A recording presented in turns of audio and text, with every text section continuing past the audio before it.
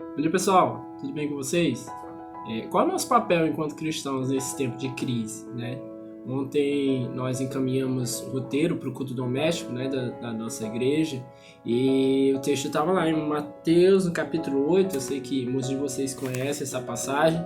Jesus no barco, né, com os seus discípulos, e uma tempestade, né, começou a bater ali naquele momento, né, e Jesus dormia no barco, né, e os discípulos ficaram muito assustados, né, muitos deles pescadores, e estavam muito assustados com aquela situação que provavelmente nenhum deles ainda tinha se deparado. O texto bíblico conta que as ondas vinham de tal maneira que parecia que o barco ia afundar, né? E quando Jesus é acordado ali com esses discípulos assustados, Jesus os repreende, né, pela sua falta de fé. Então preste atenção, Jesus não os repreendeu pelo medo, né, por conta da situação. Jesus os repreendeu pela sua falta de fé.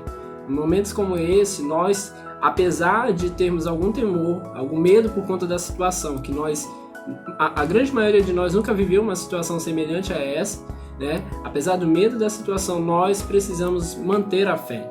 Logo em seguida, Jesus, o texto bíblico diz que ele acalmou ali então a tempestade, né? E tudo voltou ao normal e foi reconhecido ali pelos discípulos, né? Quem é esse que até o vento e o mar lhe obedecem, né? Então nós precisamos manter a nossa fé em Jesus. E o nosso papel enquanto cristãos nesse tempo de crise é esse: manter a nossa fé e transmitir essa fé às pessoas. Porque tem muita gente por aí que está precisando dessa fé. Tem muita gente por aí que está precisando de gente que os motive nesse momento, que os dê encorajamento nesse momento. Eu vinha lendo esse final de semana, já tinha começado a ler, esse final de semana eu fortaleci um pouco mais a leitura, a biografia de George Miller, né? George Miller, ele foi um grande missionário, precursor dos orfanatos modernos ali no século XIX, no início do século XIX, e ali por volta de 1830, né, ele já pastoreava uma igreja, e a cidade onde ele pastoreava foi assolada pela proliferação da cólera, né? Então a cólera começou a matar muita gente, né? No livro aqui conta que eram tantas pessoas mortas, que chegava a um ponto que as pessoas responsáveis por recolher os corpos morriam também, e às vezes ficava difícil conseguir outras pessoas para recolher os outros corpos de pessoas que iam morrendo. E diante de toda essa crise, né, claro que era uma doença contagiosa, né, como é até hoje, só que não se dá o contágio, né, como hoje nós temos o coronavírus, né, no espirro, né.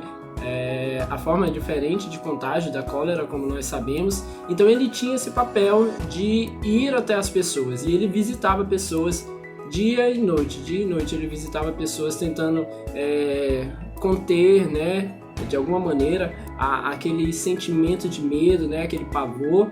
E durante alguns meses aquela crise se estendeu, e George Miller, ele teve esse papel fundamental naquele tempo.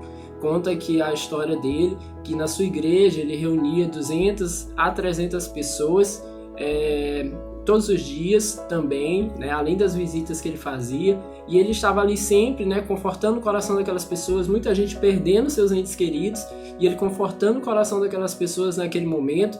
E quando a crise passou, né, conta aqui a história dele, que de todas aquelas pessoas que estavam ali, que não apenas eram confortadas, mas eram também orientadas por ele para que pudessem de alguma maneira escapar daquela doença. Conta a história que no fim daquela crise, de todas as pessoas que frequentavam aquele ambiente ali da igreja, buscando orientação em George Miller, apenas uma pessoa chegou à morte.